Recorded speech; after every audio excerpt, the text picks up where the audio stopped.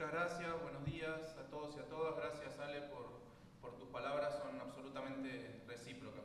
Para mí un honor poder estar acá compartiendo una mesa, bueno, con muchísima gente que hay abajo con la que trabajé mucho tiempo, con la que trabajo ahora y que, bueno, seguramente alguna trabajaré en algún momento, pero sobre todo con mucha gente que quiero y que sobre todo admiro, que está acá presente. Pero bueno, muy contento de estar con vos acá, compartiendo esta mesa.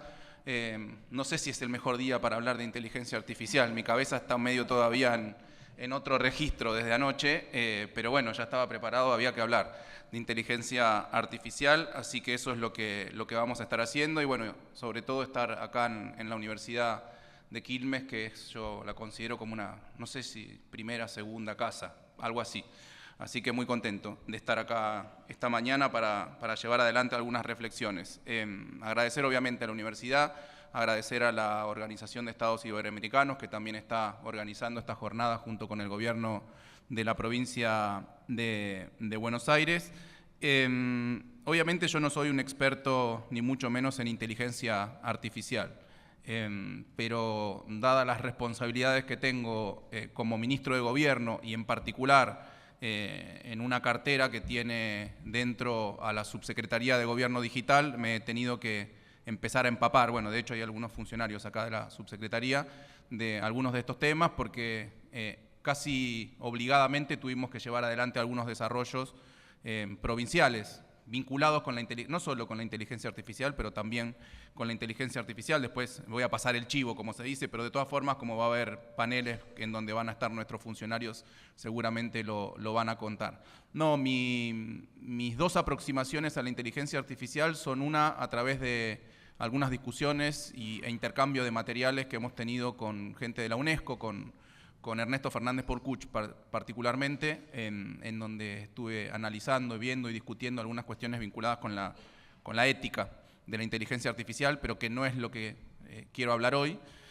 Y otra tiene un origen bastante particular, mi otro acercamiento, que me llevó a empezar a leer algunas cosas, a estudiar algunas cosas, a plantearme algunas cuestiones vinculadas con la inteligencia artificial.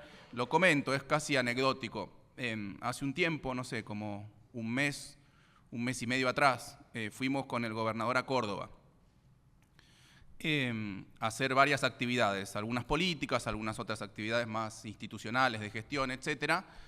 Una de esas actividades fue ir a firmar algunos convenios de cooperación en materia turística a la Plaza Próspero Molina, donde se hace el Festival de Cosquín. Y en esa ocasión, si bien era un acto medio protocolar de firma, nada, era una foto con una firma de algunos convenios con el intendente, se acercó mucha gente, ¿no? A saludar al gobernador. El gobernador hizo un discurso obviamente con críticas a lo que estaba pasando a nivel nacional y con algunas reflexiones sobre lo que debería ser Argentina a partir del 2027, cuál tendría que ser el modelo económico, cuáles deberían ser las prioridades en materia de generación de empleo, etc.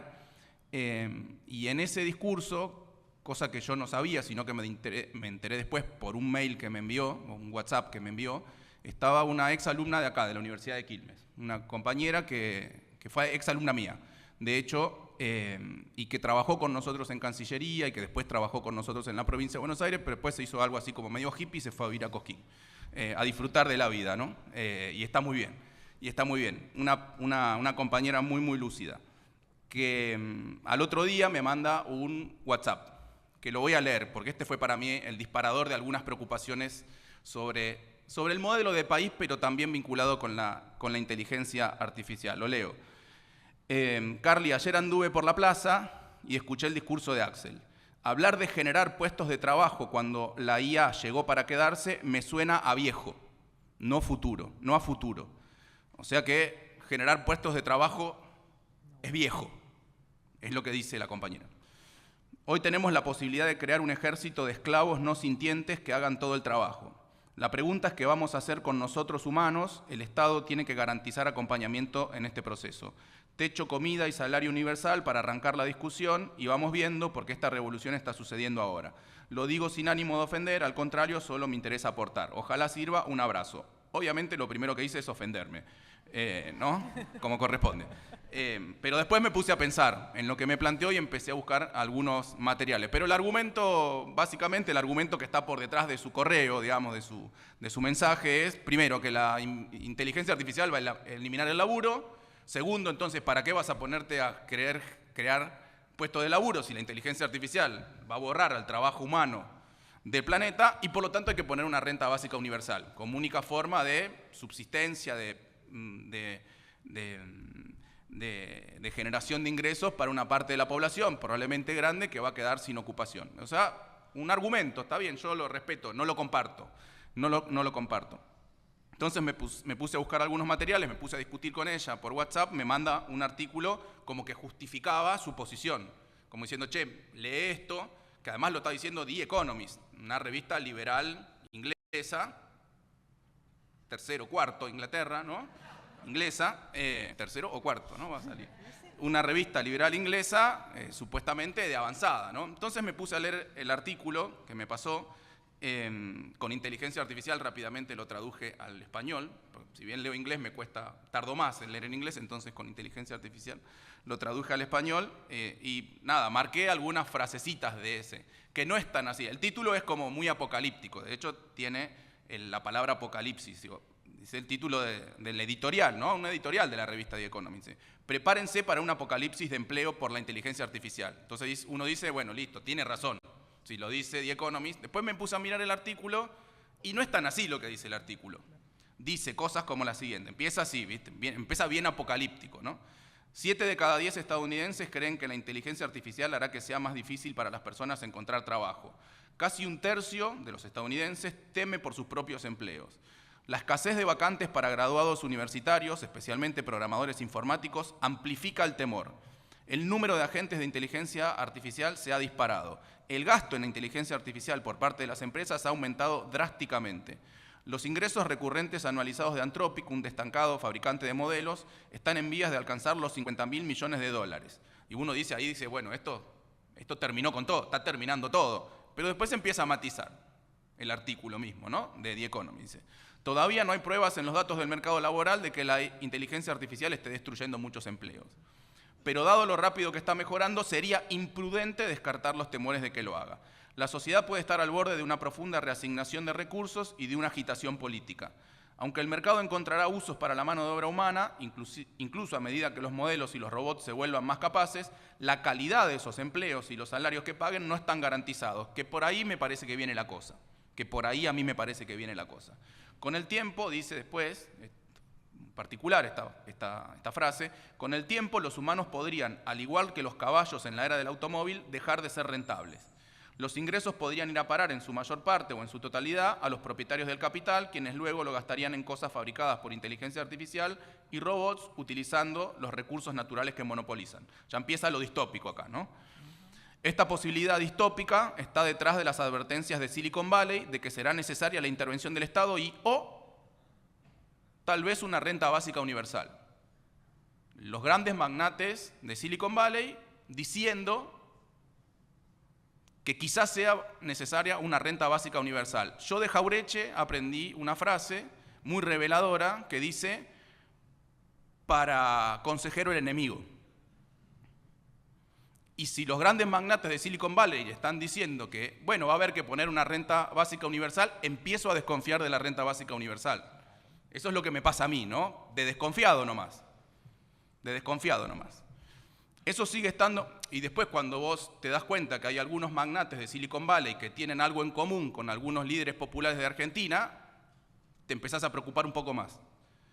Eso sigue estando muy lejos si es que alguna vez ocurre, dice The Economist, y termina diciendo, el apocalipsis del empleo, aún no ha llegado, pero si los gobiernos esperan a tener pruebas concluyentes antes de crear una red de seguridad, será demasiado tarde. Es mejor empezar ahora, y esto es lo que yo creo, que es mejor empezar ahora, independientemente del diagnóstico. Entonces me puse a pensar, ¿qué nos dice la historia respecto? Acá hay claramente un vínculo, se quiere establecer un vínculo a partir de una nueva tecnología, que es la inteligencia artificial, un vínculo entre cambio técnico y generación de empleo, ¿no? Ahí hay una relación que no es nueva. Y estos miedos no son nuevos. me animo a decir que el capitalismo nace con este mismo temor, ¿no? La suplantación de la spinning jenny, ¿no? El primer telar mecánico que desplazaba a los tejedores manuales, ya empezó el capitalismo con esta tensión, ¿no? Maquinización, después, posteriormente, ¿no? Robotización, computación, etcétera, y suplantación del trabajo humano por el trabajo del capital, de las máquinas. En este caso sería de la inteligencia artificial. Por eso, ahí hay una relación histórica del capitalismo, hay una tensión histórica del capitalismo entre cambio técnico, innovación, maquinización, robotización, etcétera, y los impactos de eso sobre la cantidad y la calidad del empleo, me animo a decir, cantidad y calidad del empleo. Y me parece que eso es un rasgo constitutivo del capitalismo. No sé, yo que en esta universidad me formé muy pluralmente en términos de teorías económicas para comprender el desarrollo del capitalismo, el crecimiento económico, etcétera, por lo menos tengo a mano 4 o 5 teorías en la cabeza, la teoría marxista, la teoría estructuralista, la teoría de la innovación, la teoría schumpeteriana, la teoría neo-schumpeteriana, que muestran que esta relación es inmanente, propia y constitutiva del capitalismo, de que permanentemente como mecanismo de competencia entre los capitales hay una intención por maquinizar, por incorporar capitales constantes, diría alguna teoría, para sustituir mano de obra de las personas, trabajo humano. Y que esto ha pasado todo el tiempo, no es una novedad. Que venga una nueva tecnología, como pasó tantas veces, a tratar de suplantar trabajo humano. Es lo constitutivo del capitalismo.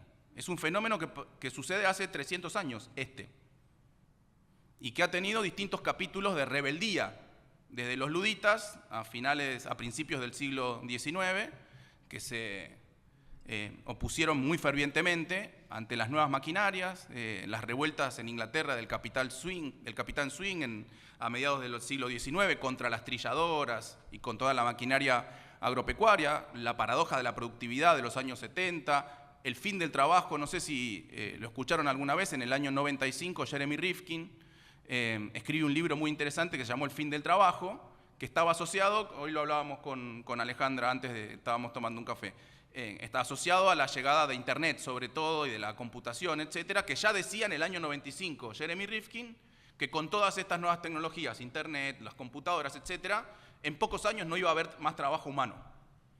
Y bueno, ya le pifió porque sigue habiendo, ¿no? Ya le pifió fiero. Entonces me parece que es un temor que permanentemente aparece ante un rasgo constitutivo y permanente del capitalismo. No es algo nuevo esta discusión de que hay alguna tecnología disruptiva que amenaza con terminar con el trabajo humano. Pasa hace 300, 400 años. O sea, hay una regularidad en esos temores y en esas tensiones. Esto nos dice la historia, ¿no? Esto nos dice la historia, que ha pasado permanentemente, repito, en los últimos 300, 400 años, así que, por lo menos desde un punto de vista de tratar de entender el presente y el futuro mirando la historia, a mí me saca un poco los temores de que esto vaya a suceder. Porque ya se dijo 20 veces que iba a suceder. Es como la canción, esta vez es en serio. Qué sé yo, algunos dicen, no, esta tecnología, por como permite aprender a las máquinas, como es mucho más autónoma, etcétera, ahora sí va a pasar.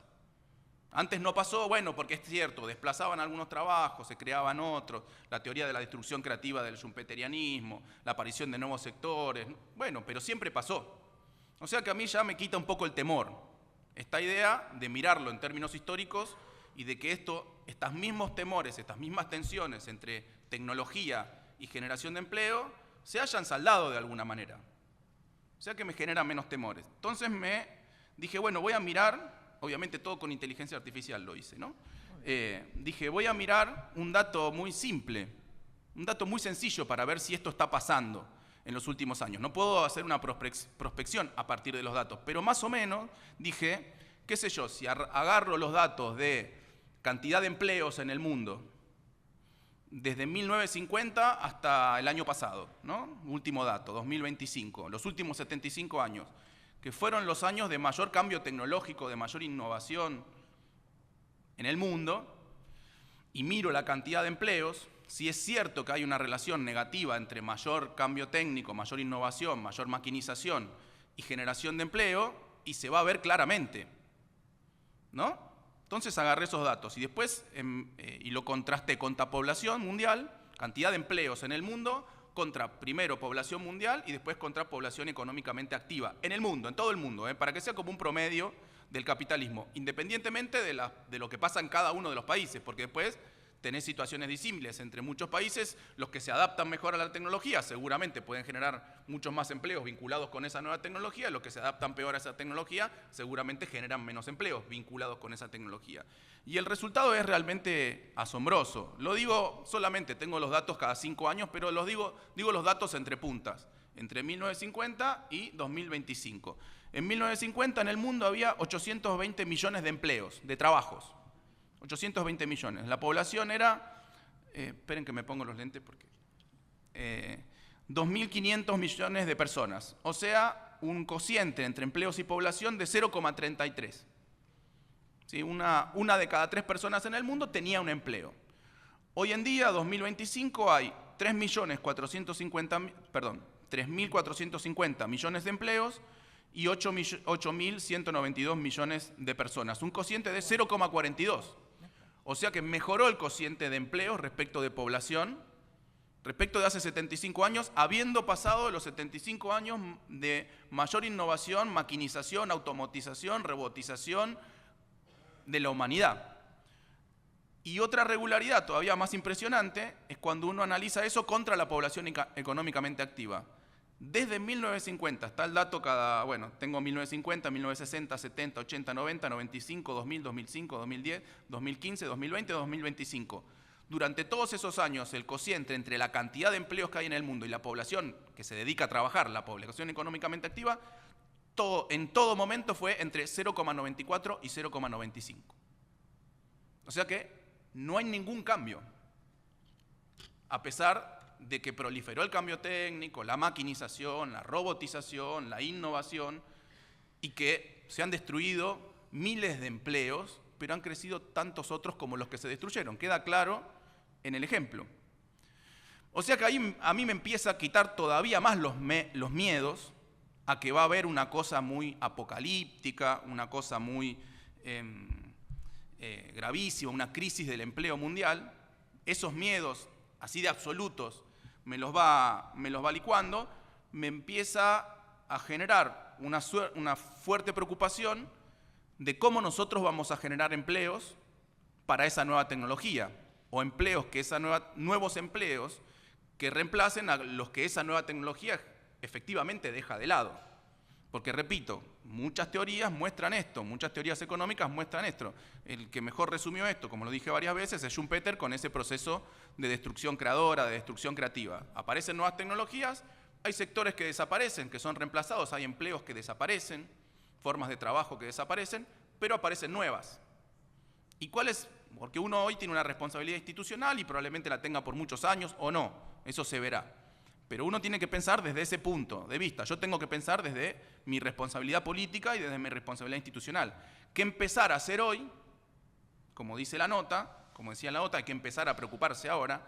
¿Qué empezar a hacer hoy a partir de la responsabilidad que tiene cada uno para empezar a prever que ese cambio tecnológico, que sí va a tener consecuencias, yo no creo que sea una crisis del empleo mundial, pero sí que va a tener implicancias en cada uno de los países, en cada una de las regiones, si te adaptás mejor o peor a esa tecnología? Me parece que ese es el miedo, o esa es la preocupación. Yo no lo quiero poner en términos de miedo, lo quiero poner en términos de preocupación.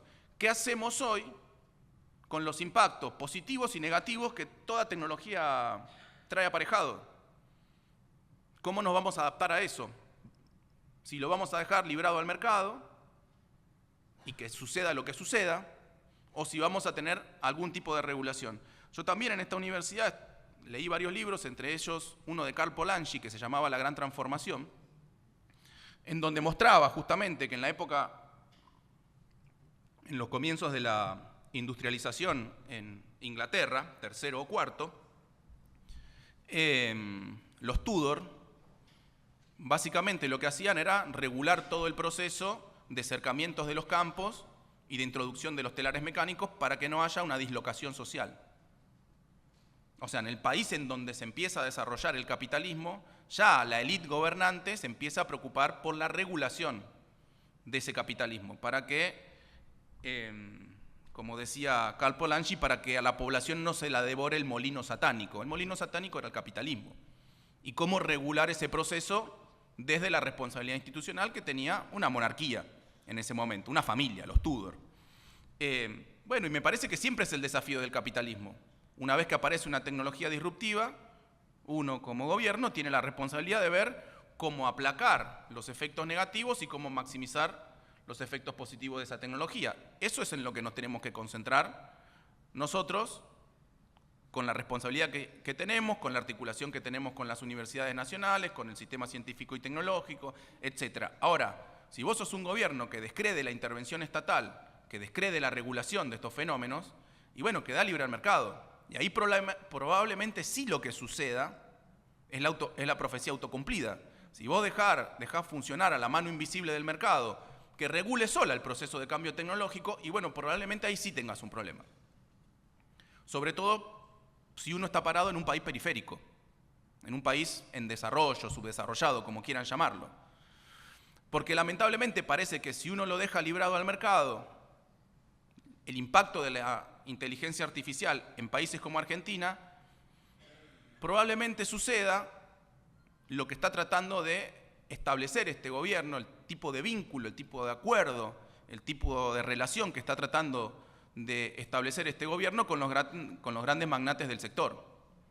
Probablemente nos transformemos en un país pura y exclusivamente proveedor de energía barata para los procesos de cómputo, para los procesos de cálculo de la inteligencia artificial. ¿A través de qué? Bueno, grandes data centers que utilizan energía, y eso como único eslabón en la cadena de valor, y probablemente uno de los eslabones más limitados y los que menos empleo generen en una cadena de valor tecnológica como la inteligencia artificial.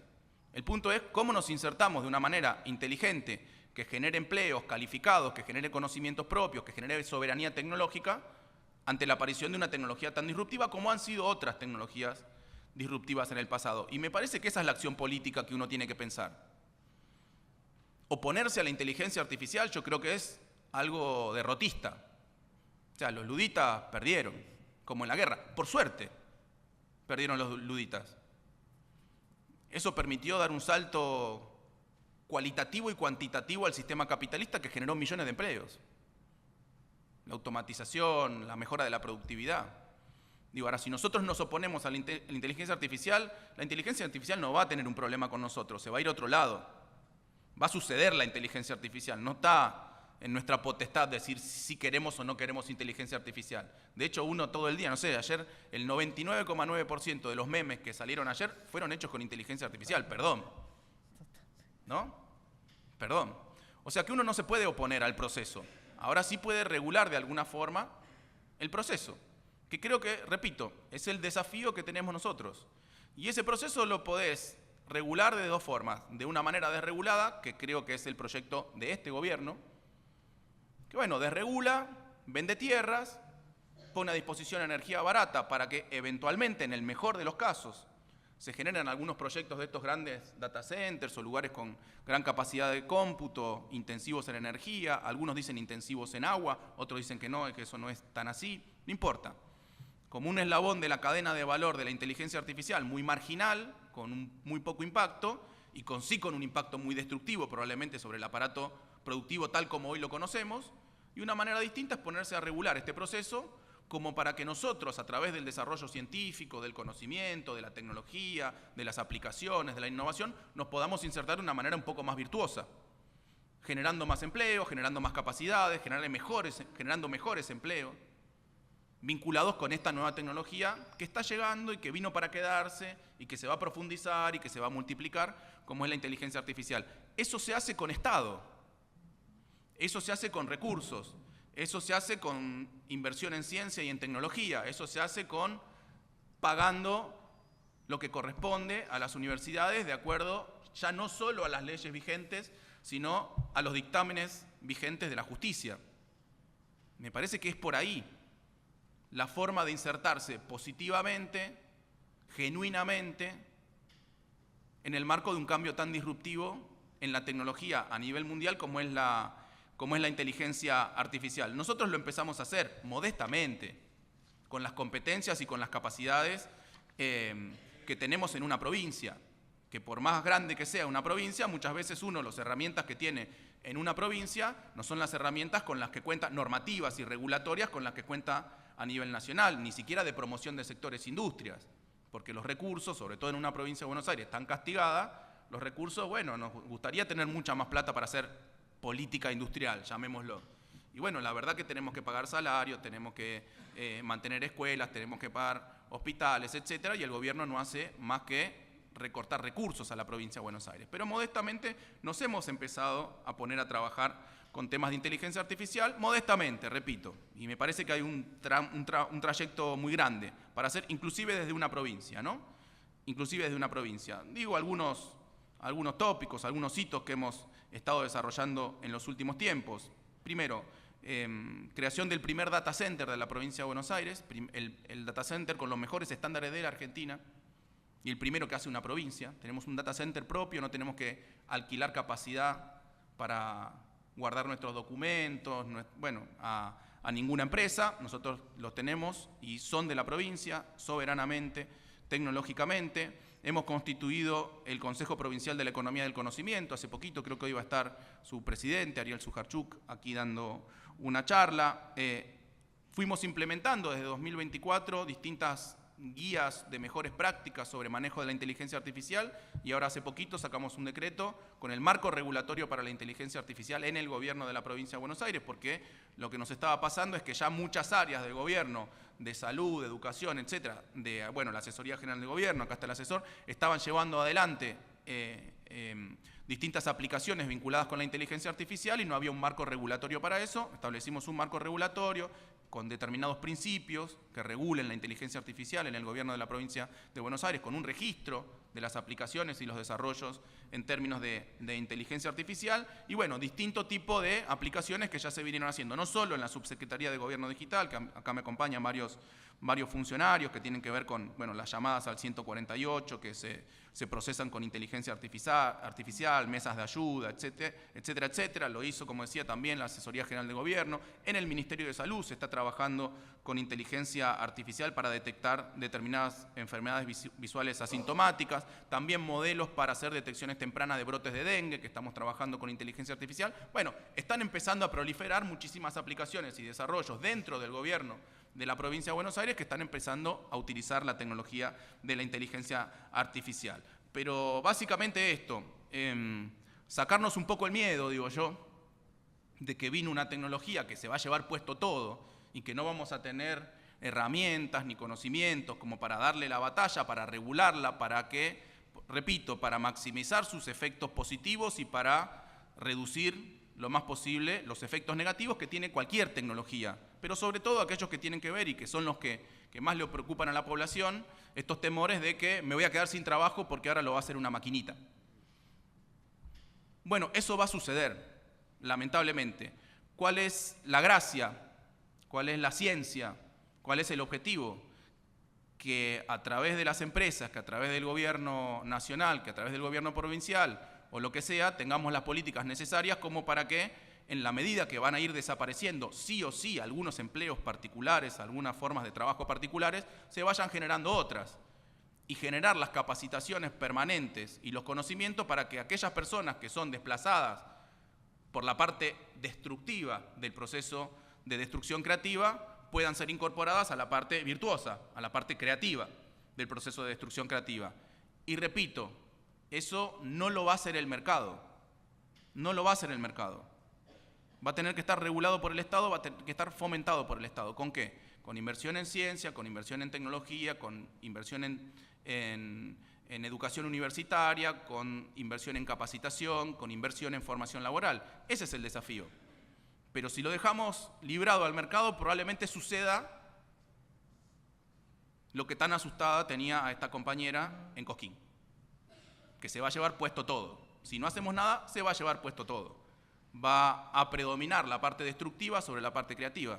Bueno, la tarea, creo que colectiva, más allá de la responsabilidad institucional o política que tiene cada uno, es trabajar socialmente, trabajar comunitariamente para profundizar, para potenciar, para maximizar la parte creativa sobre la parte destructiva que tiene cualquier tecnología.